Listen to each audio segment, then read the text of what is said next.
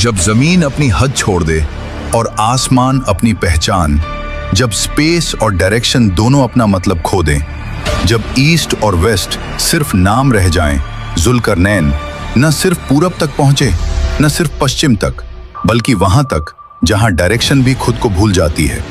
कुरान कहता है, और वे तुमसे जुल्करनैन के बारे में पूछते हैं, हमने उसे जमीन में कुदरत दी और हर चीज के रास्ते अता किए। सूरह अल कहफ। ये सिर्फ जियोग्राफी नहीं है, ये ह्यूमन परसेप्शन की आखिरी बाउंड्री है।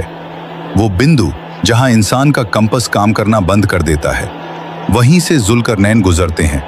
वो किसी शहर में नहीं उतरते, वो एक ऐसी दुनिया में पहुंचते हैं, कुरान के लफ्ज हैं, यहां तक कि जब वो सूरज के उगने की जगह पहुंचा तो उसने देखा कि वो ऐसी कौम पर उगता है जिनके लिए हमने सूरज से बचने का कोई पर्दा नहीं बनाया। सूरह अल कहफ, जहां सूरज का रौ नंगा कहर सीधे जमीन पर गिरता है, न पेड़, न पहाड़, न छाया, सिर्फ जलता हुआ आसमान और पिघलती हुई जमीन।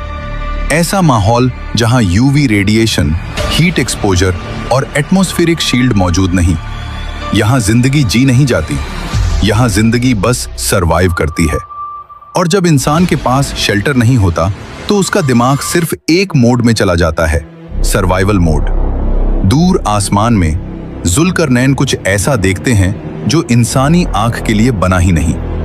कुरान इशारा करता है, और सूरज अपने मुकर्रर ठिकाने की ओर चल रहा है। सूरह यासीन, सूरज जैसे एक बेइंतहा अंधेरे की तरफ खींचा चला जा रहा हो, जैसे रोशनी खुद अपनी मौत की तरफ बढ़ रही हो, जैसे कोई ब्लैक होल सूरज को निगल रहा हो। साइंस कहती है, ब्लैक होल वो जगह है जहां स्पेस टाइम कोलैप्स करता है और लाइट तक एस्केप नहीं कर पाती। फिलॉसफी कहती है, जब रोशनी डूबती है तो सिर्फ उजाला नहीं जाता, हकीकत भी छुपने लगती है।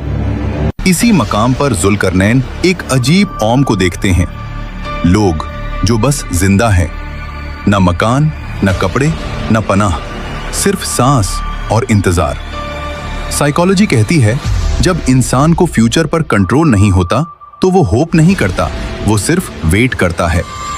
तभी वे कहते हैं, याजूज और माजूज इस जमीन में फसाद मचाते हैं। सूरह अल कहफ। हर बार जब आसमान का एक और दरवाजा खुलता है, याजूज और माजूज निकल आते हैं। वे आते हैं, तोड़ते हैं, खा जाते हैं और फिर ऐसे गायब हो जाते हैं जैसे ये दुनिया सिर्फ उनका हंटिंग जोन हो।